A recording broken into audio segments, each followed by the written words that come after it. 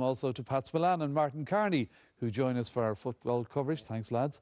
And let's head straight to Cavan town and the Ulster football quarter-final between the host county and Donegal. Our man there is Darren Frehel. Cavan reshuffle their defence just before throw-in. The experienced Dermot Sheridan comes in for James McEnroe. 7 of this Cavan team starting the championship for the first time. 6 are newcomers. They have Michael Ling and Shawnee Johnson up front to cause Donegal trouble, but you have to worry about the experience. The average age here is just 23. The big breaking news here in Breffni Park is that 17-year-old Paddy McBrearty is a late call-up to the Donegal team in place of the experienced Michael Hegarty, who's 14 years his senior. This is an incredible vote of confidence from his manager, Jim McGuinness. Elsewhere, Kevin Rafferty is named in midfield. Marty Boyle replaces the injured Frank McGlynn.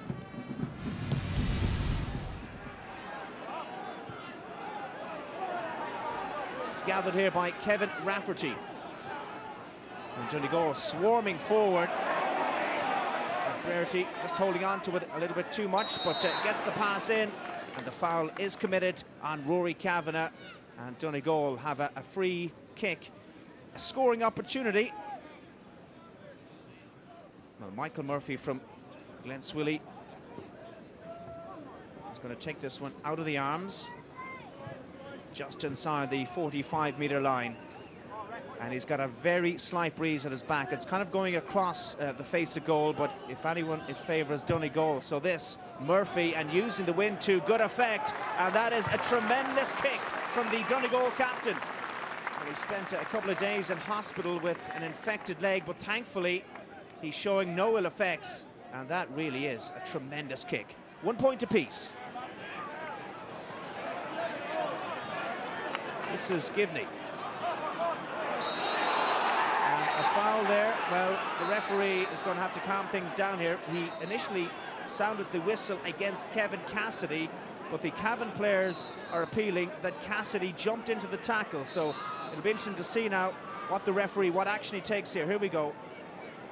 Cassidy tangling there with the Cavan player, and it's Cassidy who comes off the worst, and it is indeed the Cavan player who will be booked. This is Ray Cullivan. It's red. Well,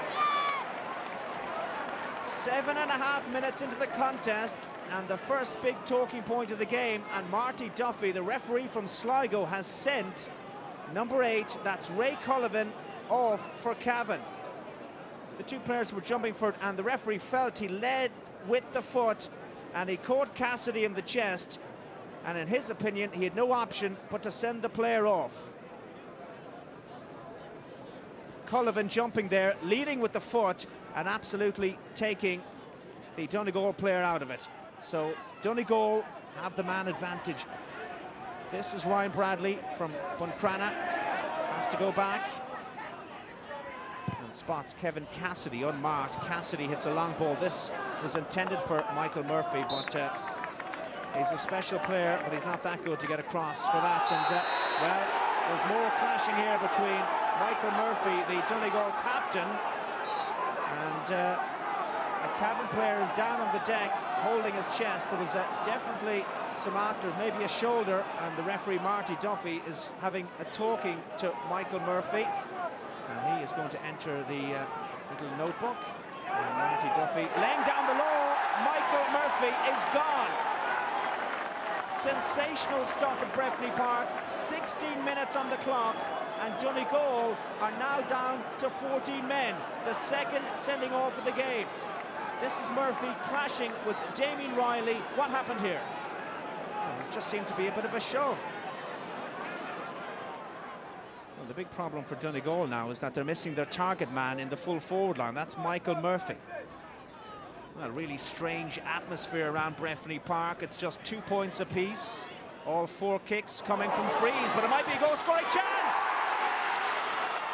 Donegal have themselves a goal, and it's 17-year-old Paddy McBrearty who drills it past James Riley. Well, McBrearty wasn't even born the last time Donegal won an Ulster title, but he got the better of his man here, and that is a goal for Donegal. It goes straight through the goalkeeper James Riley, but Donegal with a big advantage 21 minutes in. Kevin Raftery, he's coming forward, picks out Colin McFadden. This is a good break from Donegal, and McFadden with one of the scores of the game. 10 minutes to the break, and Colin McFadden with the first point from play of the afternoon. Donegal come forward. This is Ryan Bradley.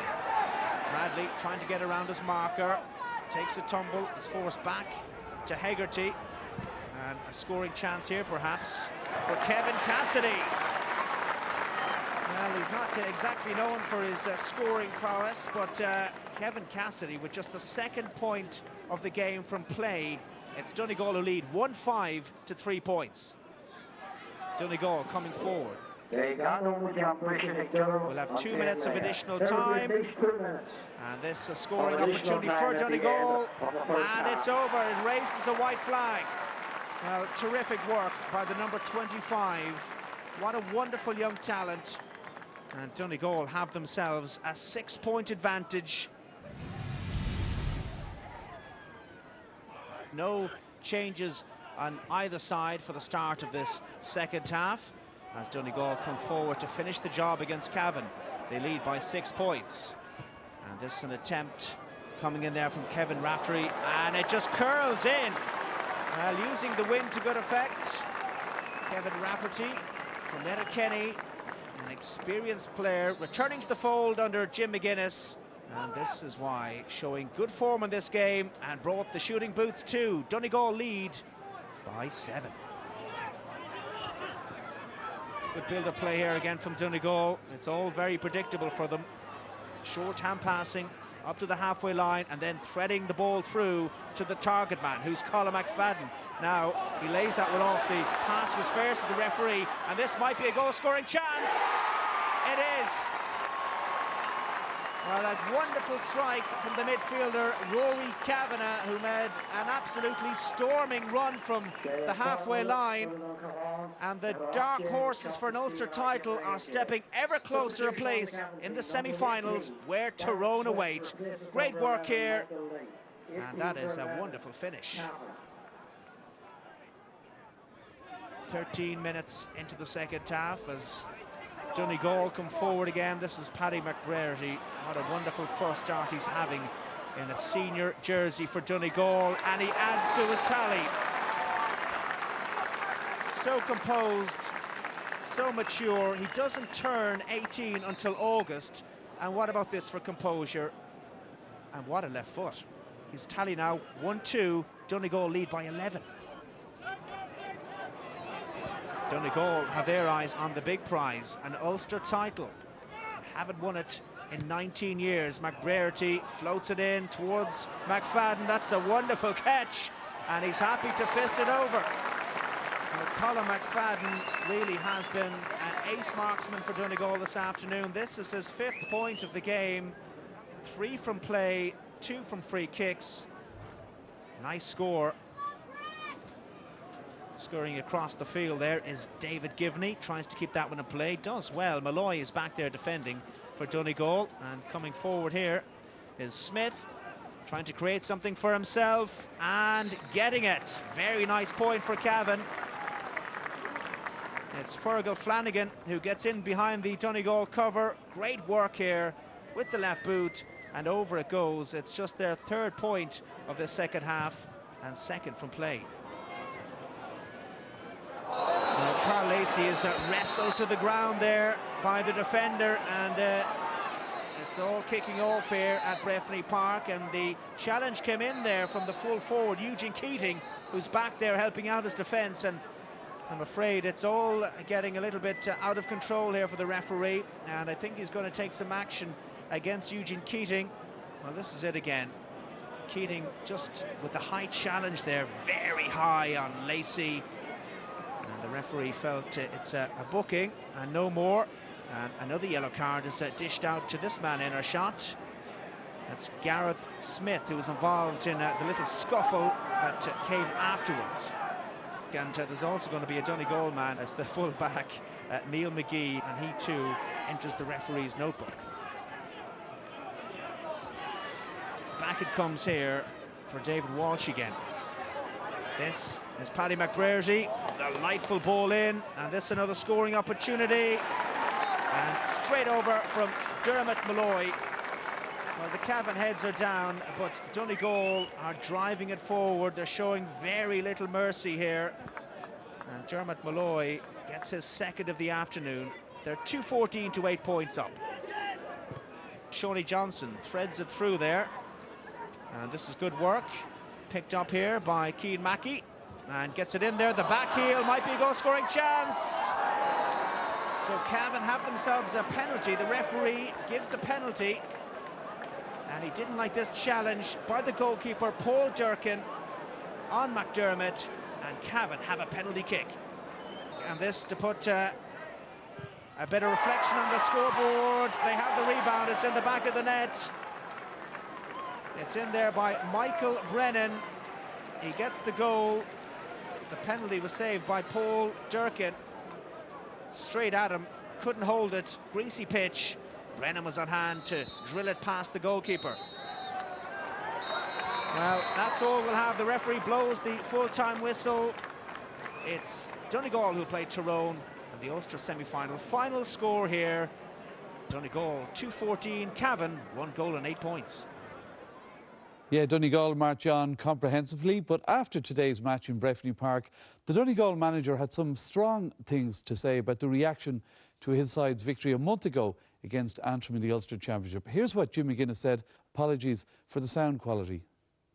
I suppose, there was a lot made of the Antrim game, you know, and we'd be very, very disappointed, you know, with a lot of the comments that came out after the Antrim game, you know. I suppose if somebody has an issue with the way Donegal play their football or an issue with the way Jim McGuinness sets his teams up, I don't have a problem with that, you know, but we just felt after the game, you know, particularly with the man of the match in relation to Ryan Bradley that night on the Sunday game, that he was disrespected, and, you know, they were saying that, you know, there was no man of the match, and then they were giving the man of the match to Ryan, and then there was no man of the match, and, you know, if there's an issue with how we play or how we set ourselves up or tactics, you know, people are there, everybody's got an opinion, Darren, you know, there's no problem there, but when it becomes personal and people are being run down, you know, it's my job, I have a duty of care to them players to look after them, and we just weren't happy that we were being disrespected, you know, and there was a comment made at the end of the programme last week as well in relation to the hurlers and then the footballers, and that was disrespectful as well, and I think Donegal at the minute with the media is a thing that, you know, you can poke fun at, you know.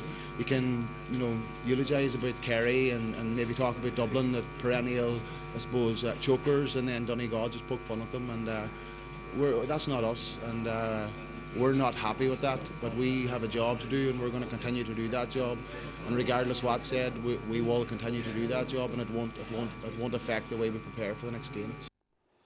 All right, Pat, you were with me there 2 weeks ago or 4 weeks ago for that. What would you say to what Jim said? Well, I'd say two things. I mean, one, I admire the fact that he's standing up for the players, but I genuinely believe he's being a bit oversensitive. Particularly when you win a game, you know, I don't think you have to respond to critics.